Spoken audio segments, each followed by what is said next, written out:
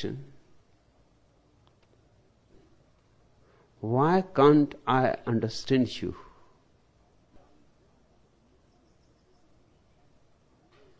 There is no need to understand me at all.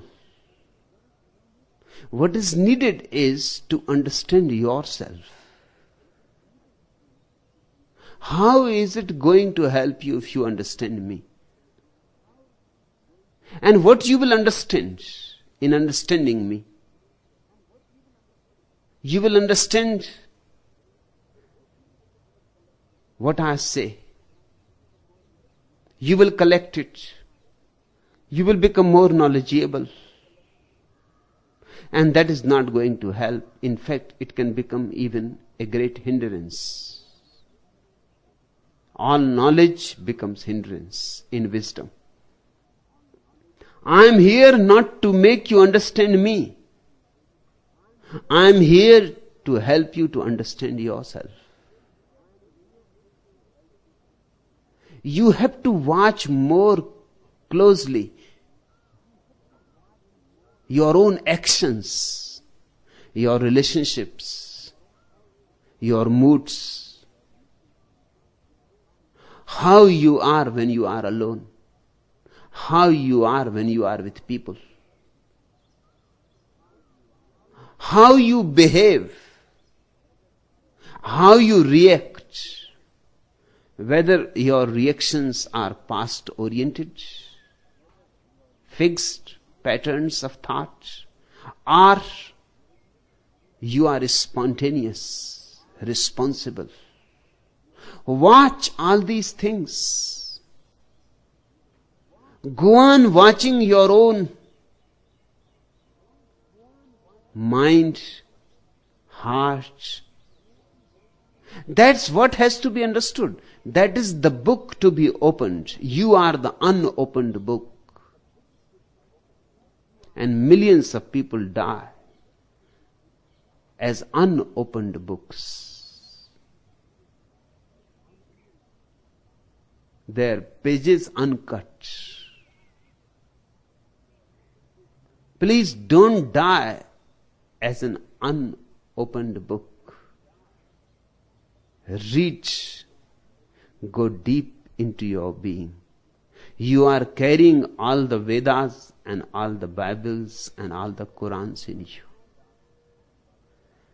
You are carrying all that has happened to humanity or can ever happen to humanity. You represent in a tiny drop, in a dewdrop, all the oceans, past, present, future. In your small flowering will be represented all the flowers. You are not to be worried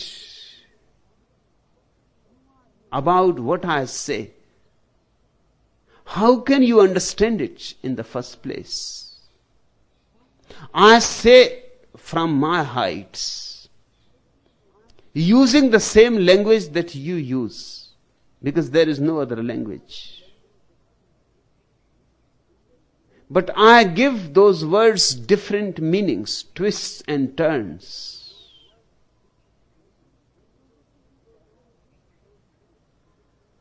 When you listen to those words, you listen according to your own mind, according to your own conditioning. How can you understand me? You can love me, but you cannot understand me. But if you love me, a great understanding will arise. And that will not arise through understanding my words, but by understanding your own being. The more deeper your understanding about yourself, deeper will be your penetration into my words. And then there are different kinds of people. A Buddha is one type. Jesus is a totally different type.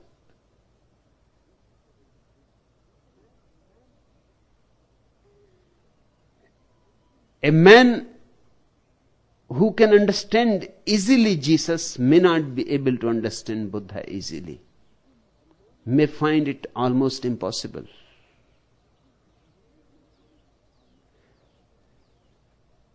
You are here. You may not find it easy to understand me. That is one of the reasons why I am speaking on so many enlightened masters. So that I can use different languages. So that I can become helpful to different types of people. One who can understand Tilopa may not be able to understand Kabir. And one who can understand Kabir may not be able to understand Sarha. I will speak on different masters. Different masters are just different excuses to approach different types of people. And all types of people have gathered around me. This is happening for the first time, remember. This has not happened before. This is utterly unique. Thousands had gathered around Buddha, but they were of single type, the type for which Buddha had appealed. Thousands had gathered around Mahavira, the type for which Mahavira had appealed. And Mahavira and Buddha were both contemporaries. And the people who had gathered with Mahavira remained with Mahavira, and the people who had gathered with Buddha remained with Buddha. And they could never understand each other's master. The followers of Mahavir could not understand what Buddha is talking about. It all looked nonsense to them. That there is no self. What more nonsensical statement can there be? Self, supreme self, is the center of Mahavira's thinking. And when Mahavira uses the word supreme self with a capital S, he exactly means the same thing when Buddha uses the word no self. The supreme self is not the ego. In the supreme self there is no idea of I. That's why Buddha calls it no self. When there is no I, why call it self? Supreme self will make the I look even bigger. These are different people. Different is their language, although they are expressing the same truth. Around Jesus there was a certain kind of people, but only one type. With me it is totally a different phenomenon. Here are Christians and Mohammedans and Buddhists and Jainas and Hindus and Parsis and Sikhs and Jews and all kinds of people. This is a world gathering. Buddha lived in a small place, just in a small province, Bihar.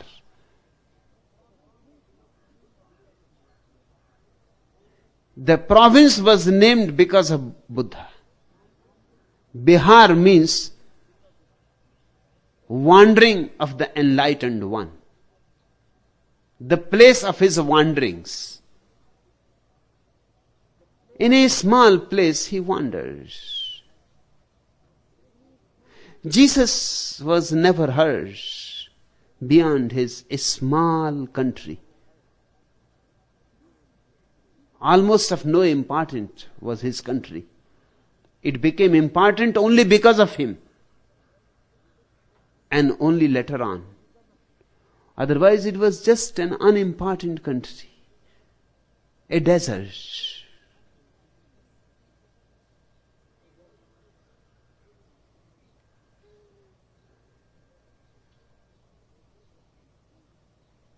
I have heard two Jews were talking, and they said, our whole misery, this whole hell that we have suffered down the ages, can be put on the soldiers of Moses. He was responsible. The other said, I cannot understand. Why?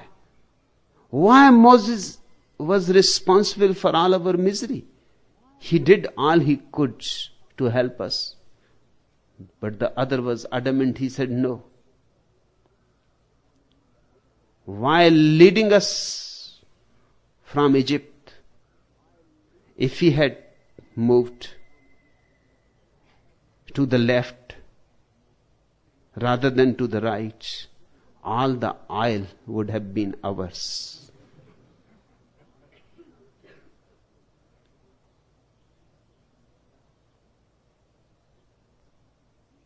But he led us into a desert land. Jesus was born in a very, very unimportant country. His name was not heard beyond the small province where he moved. While he was alive, not much was known about him. Only few Jews had gathered around him. So was the case with Muhammad. With me, it is a totally different phenomenon.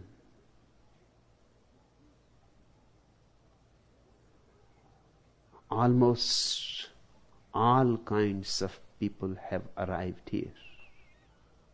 This is a world gathering. This is a universal brotherhood for the first time. Hence, I am speaking on all the enlightened masters. Those are just excuses so that I can be available to all kinds and all types. If you cannot understand me right now while I am speaking on Kabir, wait. Soon I will be speaking on Buddha. Maybe that time you will find it more close to your heart. And then I will be speaking on somebody else. Maybe it is Zen that rings bells in your heart, or Sufism, or Hasidism. But I am going to speak on all possible ways. If you can wait, sooner or later, you will find that something is fitting with you. You cannot change your type. The type is unchangeable. The type changes only when you go beyond it. But then you disappear. Then remains a pure consciousness, neither introvert nor extrovert, neither male nor female, neither of the head nor of the heart. The bus was crowded, and a lanky mountaineer was sitting in a seat next to a pretty girl whose short skirt kept creeping up over her knees. She fought a constant though losing battle with it. She kept pulling it down, but as soon as she let go, it began to slide up again. In desperation, she gave it one hard yank, then looked up to meet the eyes of her traveling companion. "Don't rip your calico, sister," he advised her. "My weakness is liquor." There are types. People have different characteristics. If these talks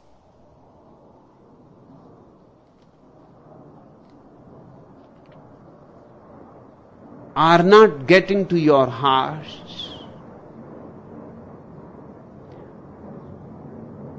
if you are feeling a little at a loss,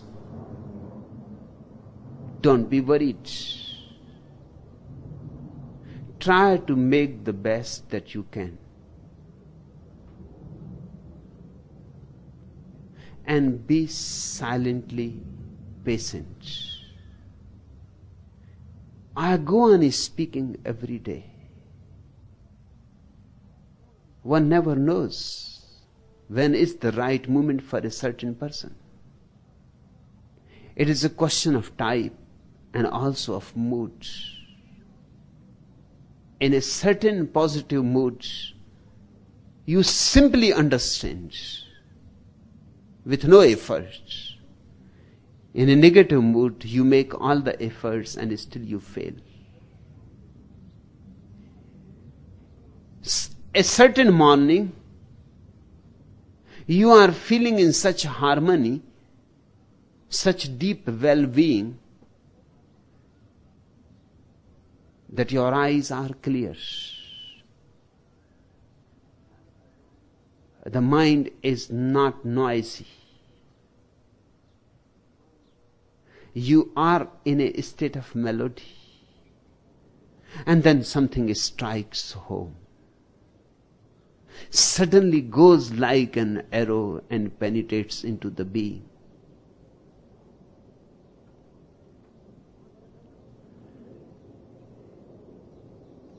And one never knows that moment when it comes. So every morning I go on talking to you. I go on shooting arrows in the dark. I know you are there. Somebody is bound to be hit.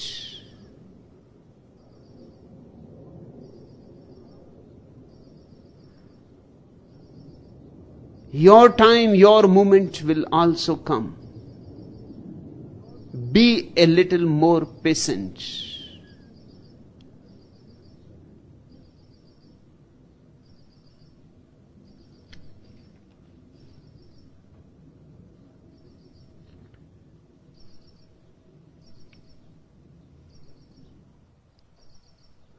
The sixth question.